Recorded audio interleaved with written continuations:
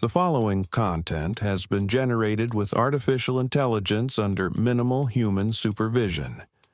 The data presented may contain errors or inaccuracies. The opinions expressed in this content do not necessarily reflect the vision, position, or values of DigiAll. We recommend verifying critical information with additional sources before making decisions based on this content.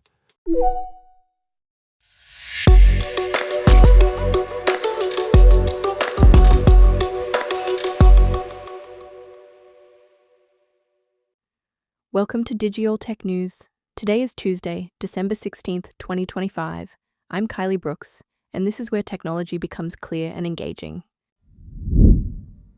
The US government launches TechForce, a bold new program to recruit AI talent and compete with Silicon Valley.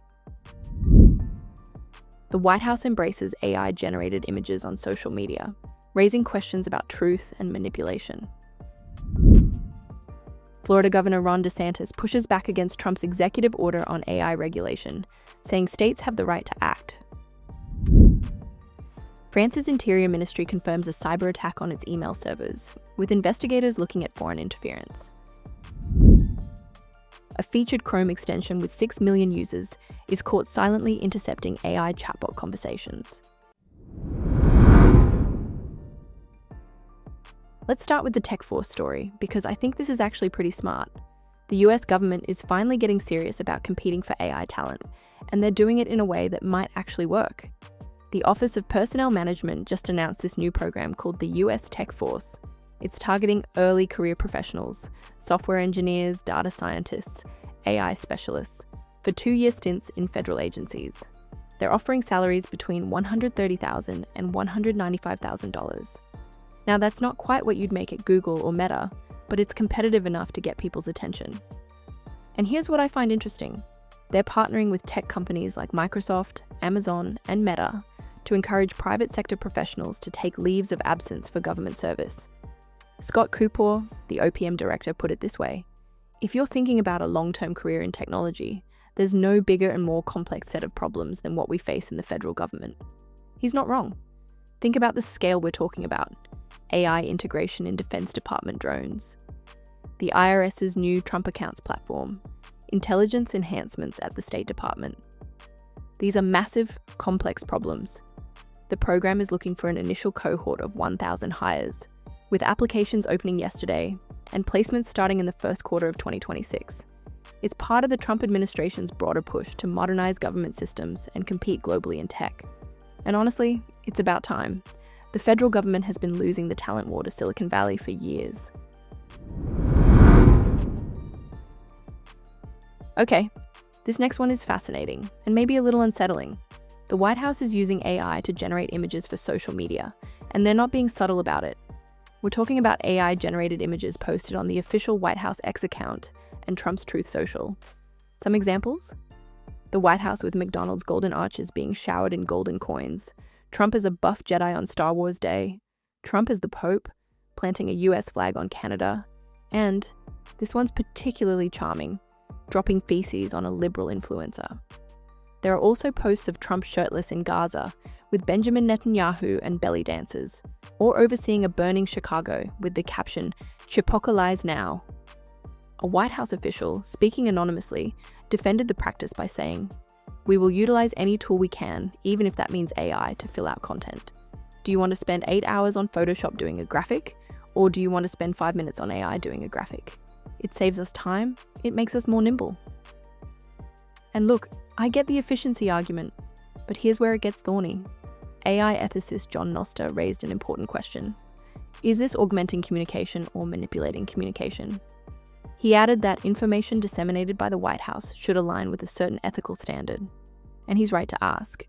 We're living in an age of deepfakes and foreign interference. Former FBI Director Chris Wray has warned about AI distortions. So when the official presidential platform starts freely using AI-generated images, what does that normalize?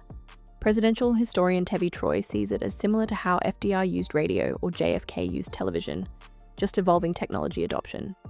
But the risks are different this time. AI can hallucinate. It can create convincing falsehoods. And when those come from the White House, the stakes are pretty high. Now we've got an interesting constitutional debate brewing. Governor Ron DeSantis is pushing back against President Trump's executive order on AI regulation, and he's making a federalism argument that's actually pretty solid. Last week, Trump signed an executive order claiming it would establish a national AI standard to override state laws. Trump argued that varying state rules would burden AI companies and that there must be only one rulebook if the US is going to continue to lead in AI. But yesterday, speaking at Florida Atlantic University, DeSantis said not so fast. Quote, "The president issued an executive order. Some people were saying, well, no, this blocks the states. It doesn't. You should read it and see. First of all, an executive order can't block states. You can preempt states under Article 1 powers through congressional legislation on certain issues, but you can't do it through executive order." And he's legally correct. Executive orders don't have the constitutional authority to preempt state laws. That requires an act of Congress. Now, DeSantis had already unveiled last week Florida's own proposal, a citizen bill of rights for artificial intelligence. It would prohibit AI from using someone's name, image, or likeness without permission, safeguard against deepfakes, and restrict AI risks to children. In his speech yesterday, he noted that Florida's proposed rules actually align with what the federal government is encouraging states to do. What's interesting here is the broader tension. You've got the Trump administration wanting a unified national approach to keep the US competitive in AI. That makes sense from an innovation standpoint, but you've also got states like Florida wanting to protect their residents from AI harms, and that makes sense from a consumer protection standpoint. DeSantis said he doesn't anticipate a Justice Department challenge to Florida's rules, and if there were one, Florida would be well positioned to prevail. So we'll see how this plays out. But it's a classic example of the federal-state balancing act. Switching gears to cybersecurity, and this is a big one. France's Interior Ministry confirmed last Friday that it suffered a cyber attack compromising its email servers. The attack was detected overnight between Thursday, December 11th and Friday, December 12th. Threat actors were able to access some document files, though officials haven't confirmed whether any data was actually stolen. In response, the ministry tightened security protocols and strengthened access controls for personnel information systems. French authorities have launched an investigation to identify the attack's origin and scope. Interior Minister Laurent Nunez told RTL Radio, "There was indeed a cyber attack. An attacker was able to access a number of files, so we implemented the usual protection procedures. It could be foreign interference, it could be people who want to challenge the authorities and show that they're capable of accessing systems, and it could also be cybercrime. At this point, we don't know what it is." This is particularly significant because the Interior Ministry oversees police, internal security, and immigration, making it a prime target for state-sponsored hackers and cybercriminals. And this isn't France's first rodeo. Back in April, they attributed a hacking campaign to Russia's APT-28 group, which had targeted French entities over 4 years, including ministerial and local governments. Since 2021, APT-28 has been focusing on round-cube email servers to steal strategic intelligence from governments and think tanks in Europe and North America. So the fact that the Interior Ministry's email servers were compromised is a big deal, and it's a reminder that cybersecurity threats to government infrastructure are very real and ongoing. And here's something you need to know if you use browser extensions. A Chrome extension called Urban VPN Proxy, which has 6 million users and carries a featured badge from Google, has been caught silently intercepting users' interactions with AI chatbots. We're talking about ChatGPT, Claude, Copilot, DeepSeek, Gemini, Grok, Meta AI, and Perplexity. The extension is developed by Urban Cybersecurity Incorporated, a Delaware-based company. It claims to provide secure VPN access. But back on July 9th, 2025, they updated it to version 5.5.0, which enabled AI data harvesting by default. Here's how it works. The extension injects JavaScript scripts with names like ChatGPT.js and Claude.js. These scripts override browser APIs to capture your prompts, the AI's responses, conversation identifiers, timestamps, session metadata, and details about which AI platform you're using. Then they send all of that data to servers at analytics.urban-vpn.com and stats.urban-vpn.com. The extension's privacy policy, updated June 25th, 2025, does disclose collecting this data for safe browsing and marketing purposes.